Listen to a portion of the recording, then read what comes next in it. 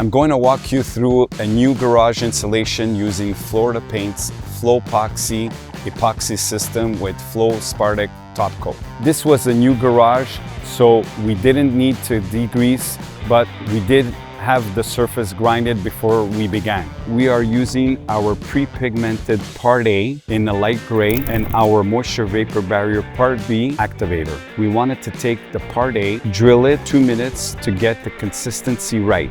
Then take our Part B and the Part A and mix those in a clean bucket for 2 to 3 minutes.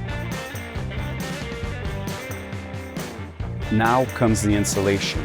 We want to get this product on the floor as epoxy will start to cure in the bucket. We use a squeegee and roller to apply the product to the surface and then begin to flake.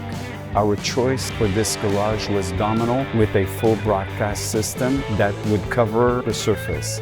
Then we let that epoxy dry for 2 to 3 hours before scraping the flakes and vacuuming the excess. Next, we want to use our Polyaspartic for a top coat. We take our Part A and our Part B, put them in a clean mixing bucket, and hand mix for 45 seconds to a minute. With this product, we only put what we need on the floor and leave the rest in the bucket. Polyaspartic likes the bucket, so it will give us longer working time. We apply the Polyaspartic with the squeegee and back roll. Let that fully cure, about 24 hours for foot traffic and 72 hours for vehicles. And that is how you install a new epoxy floor with Florida Paint's Flow-Poxy system.